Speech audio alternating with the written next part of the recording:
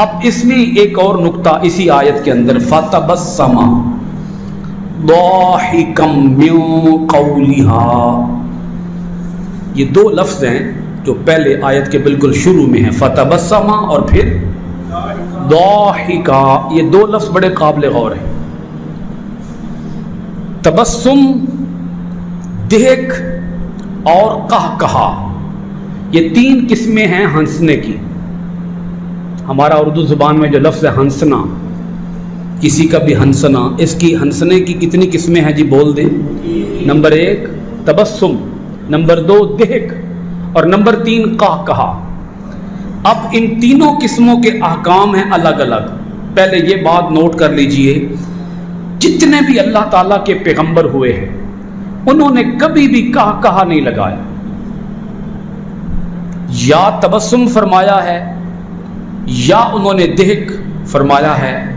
تبسم زیادہ ہوتا تھا، دہک کبھی کبھی ہوتا تھا۔ اب میں ان تینوں کی تعریفیں، تیسری قسم وہ قہقہا، ان تینوں کی میں تعریفیں آپ کے سامنے رکھتا ہوں تاکہ پوری طرح بات کو سمجھ جائیں جلدی۔ تبسم کا معنی ہوتا ہے چہرے کے اوپر خوشی کے آثار نمودار ہو جائیں۔ نمبر 2 قہقہا کیا ہے، بلکہ قہقہا سے پہلے دوسری قسم دہک۔ دہک کیا ہے؟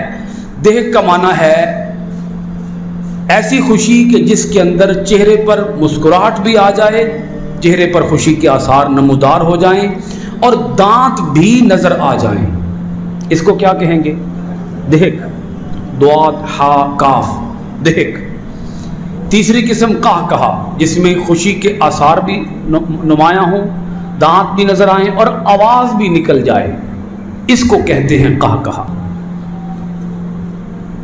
دونوں جو پہلی قسمیں ہیں مثلا تبسم اور دہک، یہ جائز ہیں، اس میں گناہ نہیں ہے، لیکن قہقہے لگانا یہ گناہ ہے۔ آواز کے ساتھ مت ہنسیں۔ ہمارے ہاں جب دوست احباب خوش گپیوں میں لگے ہوتے ہیں، لطیفے ایک دوسرے کو سنا رہے ہوتے ہیں، ایک دوسرے پر جوک کر رہے ہوتے ہیں، ایک دوسرے کو جگتے مار رہے ہوتے ہیں، تو اس وقت پھر ہر طرف ایسے قہقہوں کی ایک آواز اٹھ رہی ہوتی ہے، ایک شور بلند ہوتا ہے قہقہوں کا، ہا ہا ہا کر کے لوگ ہنستے ہیں۔ تو یہ جو آواز ہے قہقہے کی، اس آواز کو اللہ پاک نے پسند نہیں فرمایا، یہ شیطانوں کا کام ہے۔ آوازوں کے ساتھ ہنسنا، بولیے، یہ شیطان کا کام ہے، بندہ مومن کا کام نہیں ہے۔ آپ خود اندازہ فرمائیں کہ انسان کتنا بھدا لگتا ہے، کتنا نامناسب لگتا ہے ایسے قہقہے لگا رہا ہو۔ تو قہقہے لگانا شریف لوگوں کا کام نہیں ہے، بد معاشوں کا، بد کرداروں کا، چوروں، ڈاکوؤں، زانیوں کا کام ہے، غنڈوں کا کام ہے قہقہے لگانا۔ اللہ کے نیک بندوں کا کام قہقہے لگانا نہیں ہے۔ دو جو پہلی قسمیں ہیں بولیے نہ ذرا، کون کون سی ہیں؟ تبسم اور دہک، یہ جائز ہے۔ نبی پاک علیہ الصلوۃ والسلام تبسم تو اکثر فرماتے، دہک کبھی کبھی فرماتے۔ حضرت اما عائشہ صدیقہ رضی اللہ تعالی عنہا اور دیگر اور صحابہ کرام کہتے، احادیث کے اندر اس طرح کے الفاظ موجود ہیں، مثلا حضور علیہ الصلوۃ والسلام اتنا مسکراتے، بسا اوقات آپ اتنا خوش ہوتے کہ آپ کے دانت نمایاں ہو جاتے، دانت مبارک روشن ہوتے، آپ کے دندان مبارک سے نور نکلتا۔ جی اس طرح کے الفاظ احادیث کے اندر موجود ہیں کہ حضور خوش ہوتے اور دانت بھی نظر آ جاتے۔ تو حضرت سلیمان علیہ السلام نے یہاں کیا کیا ہے ذرا بول دیجئے آپ بھی؟ تبسم بھی فرمایا ہے، دہک بھی فرمایا ہے۔ چیونٹی کی بات کو سن کر آپ اتنا مسکرائے کہ آپ کے دانت بھی نمایاں ہو، اس قدر آپ مسکرائے، اتنا خوش ہوئے اس چیونٹی کی بات کو سن کر۔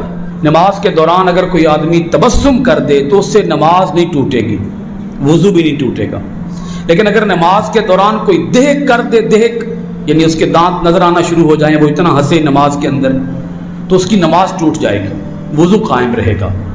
لیکن اگر کوئی آدمی نماز کے دوران اتنا ہنسے کہ وہ قہقہا بن جائے تو اب نماز بھی جائے گی، وضو بھی جائے گا۔ اور اگر یہ کام امام مسجد سے ہو جائے جبکہ وہ نماز پڑھا رہا ہو تو پھر اس کی اپنی نماز بھی جائے گی اور باقی سب کی نماز بھی ٹوٹ جائے گی۔ اس لیے دہک تک تو اجازت ہے عام روٹین میں، عام لائف میں، لیکن نماز کے دوران دہک کی اجازت بھی نہیں ہے، کیونکہ دہک سے نماز ٹوٹ جائے گی۔ تبسم البتہ اس سے نماز نہیں ٹوٹے گی، لیکن بلا وجہ وہ بھی تبسم نماز کے اندر جو پسندیدہ عمل ہے وہ ہے رونا، اللہ کے خوف سے رونا۔